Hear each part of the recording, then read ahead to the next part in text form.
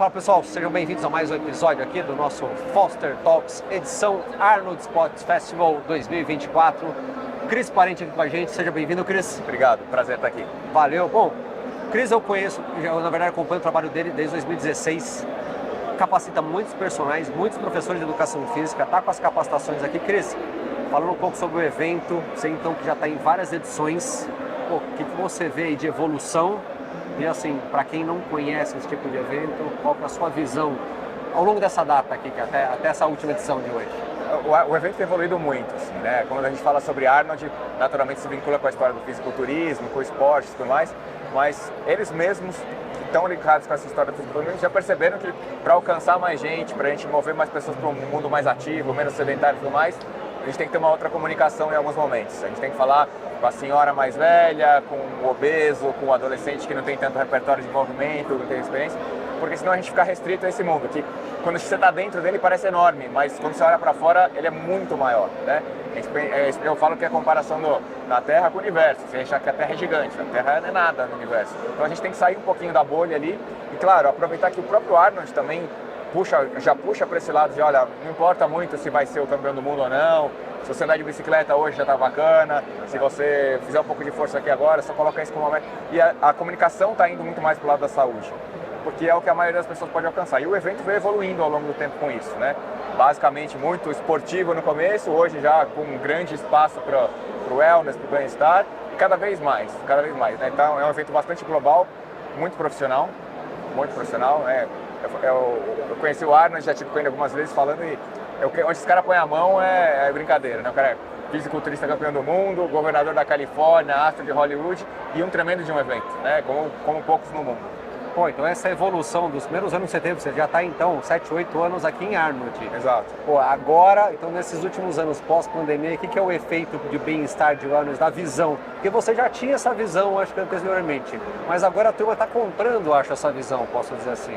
Eu acho que as pessoas começaram a perceber que começar uma atividade física, ou ser uma pessoa mais saudável, ou mesmo os profissionais venderem isso, tem um mercado tão enorme que está inexplorado e que a gente não prestava atenção nele, porque a gente se encantava com os super atletas das diversas modalidades e tudo mais, e achava que, inclusive o super atleta da academia, que é aquele que tem um corpo incrível e tal, e a gente sempre pensava que aquilo era a única coisa, e começaram a perceber que não, né?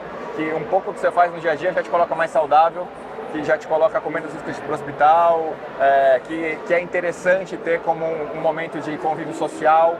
Linkar o momento de atividade física com outras coisas também é possível, mesmo que você não vai ser o cara que vai deixar de comer, ou de beber, ou de fumar, inclusive, né? Mas se você já se movimenta, já é melhor do que o cara que faz tudo errado e não faz isso também. Então o sedentarismo surge com a pandemia, por um lado positivo, mostrando para todo mundo que se você era uma pessoa que estava ativa ali, no momento inicial de pandemia, mesmo sem remédio, sem vacina, a sua chance de sobreviver era muito maior. E aí isso ficou muito evidente, apesar de a imprensa não falar tanto sobre isso. Mas isso é muito óbvio, né? A gente sempre soube disso, que os mais ativos e mais saudáveis têm muito menos chance de estar no hospital, de precisar de medicamentos. E aí a pandemia evidenciou isso ainda mais. Quando a gente vai lá os números que aconteceram ali, 96% das internações eram de pessoas que não eram ativas. Então você fala, pô, esse é um dado essencial para você entender qual que é as suas escolhas, né?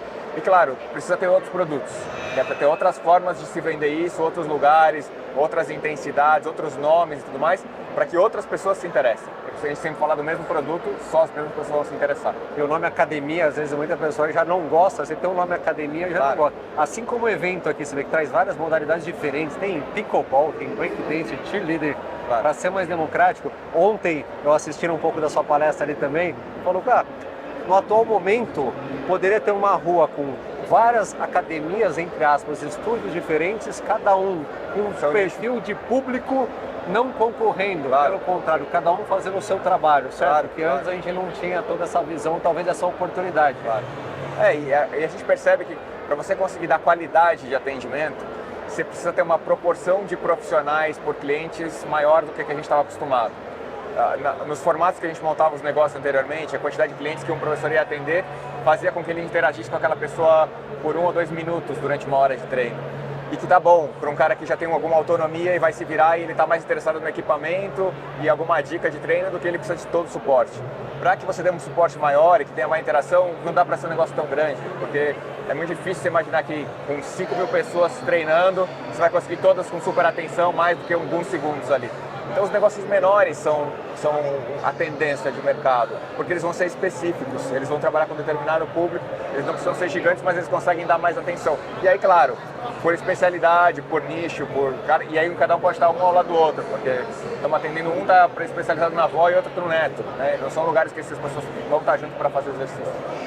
Eu até fiz o comentário da música, né? Falou, pô, sua avó, se fosse treinar, ela ouviu a Alok? Claro que não. Entendeu? Claro. Não tem a ver. Claro. Cara, o mercado ampliou muito, assim, eu falo muito que o público treina em casa e treina no condomínio, no mercado vertical. Claro. Você tem a sua operação dentro de rede hoteleira também, tem. Certo? Queria que eu ouvir um pouco de você também, dos desafios e das soluções que você oferece para a turma, porque também o pessoal do hotel, todo mundo que eu pesquiso tem clientes de rede hoteleira, basicamente todos falam, cara, agora as pessoas vêm para o hotel, mas elas dão mais importância a isso. Elas perguntam da academia, elas estão utilizando, elas não vêm só para férias. Claro. Elas estão dando um pouco mais de atenção, que antes, às vezes, isso era realmente muito de lado.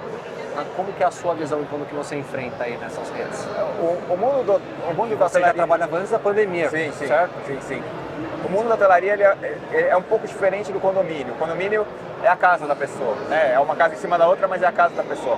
O hotel é um lugar que o cara está no momento de passagem.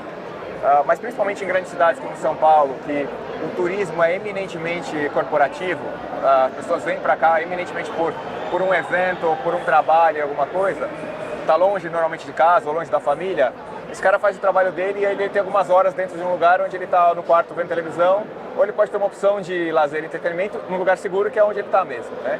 Então, quando a gente começou a entrar nesse mundo da hotelaria, foi imaginando que um hóspede vai para um hotel 5 estrelas e ele tem um manobrista, que é um cara 5 estrelas, uma recepcionista que é 5 estrelas, um restaurante que é 5 estrelas, uma arrumação 5 estrelas e uma academia que, em geral, é um quadrado com 2 colchonetes, sem ninguém lá dentro.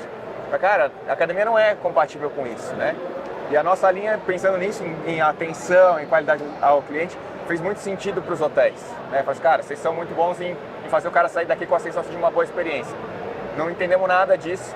As nossas tentativas aí com o pessoal da hotelaria falham, porque a gente não tem o domínio técnico que é necessário para operar isso daqui, mas o hóspede está interessado. E aí a gente encontrou um tremendo de um nicho, que é o nosso business, né? Um dos nossos business principais, a especialidade nos hotéis e nos clubes também. Que os clubes também têm uma característica muito parecida de qualidade de atenção. Você quer que a sua família esteja lá dentro para ser atendido por pessoas que são de confiança, que não vão invadir seu espaço, mas que vão também fazer aquele momento ser um momento de entretenimento. Então, especialistas em qualidade de atendimento. Tá. Bom, quando os clubes já têm o clube já tem uma mentalidade esportiva, o hotel tem a mentalidade da experiência do atendimento. Claro.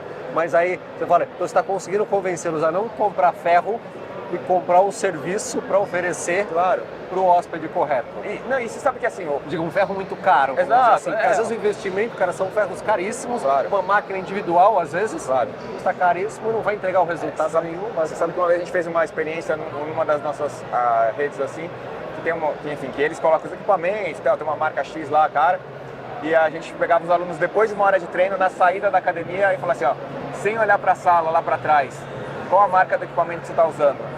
Eles não sabiam. Alunos de anos treinando com a gente, eles não sabiam. O cara está preocupado com a sensação de conforto que aquilo vai ter e a experiência do treino dele.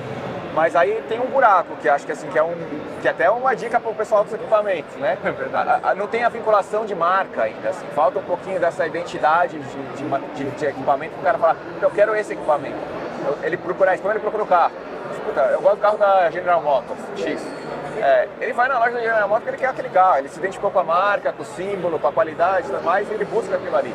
A gente ainda não tem isso e eu acho que isso é uma crítica construtiva minha para o pessoal dos equipamentos. Fala assim, cara, dá pra fazer isso, né? Dá pra gente vincular, dá pra gente ter um marketing muito mais de marca do que de consumo espontâneo, de promoção e tudo mais, muito mais institucional para que se gere essa vinculação das pessoas com esse conceito. Mas claro, tendo um bom conforto, uma mecânica que deixa o cara fazer aquilo ali do jeito que ele se sinta confortável, não machuque, não incomode, mas seja simples de operação, não faz tanta diferença quanto a gente imaginava. Que é diferente pra gente, né?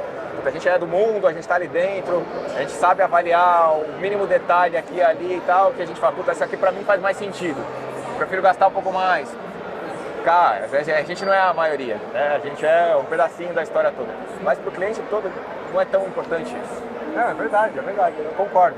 mas a percepção é diferente. A hora que você pergunta para ele, você vê que para ele não foi importante, mas enquanto isso, está todo mundo olhando, precisa ser aquela marca. E quando você falou de experiência, mas realmente, você está profundamente certo, as empresas olham, constrói muito ferro, não se é difícil você realmente entregar toda essa experiência, mas pegando o exemplo, a Peloton, nos Estados Unidos, que não tem no Brasil, inclusive ela tem adesão dentro de redes hoteleiras, porque entrega uma experiência de tela com sensores que te ajudam no coach. Poucas empresas têm essa mentalidade, mas eles estão de olho nisso, aqui entre olhar e conseguir ter algo aplicável com uma boa experiência, realmente fica uma distância bem longa. Cara, mas legal, Cris, agradeço o seu tempo aí, a oportunidade. Eu que agradeço. Tem capacitações aí. Depois a gente vai pegar mais informações. Os professores têm que acompanhar o Cris, realmente sempre tem um posicionamento muito legal. Realmente na questão de atendimento, não só ferro, não só exercício. Eu acho que é uma questão mais de coaching comportamental. Você tem uma visão realmente mais amplificada, mais 360. Parabéns. Obrigado. Te convido em breve para mais outras conversas. Quando quiser. Valeu, meu. Obrigado.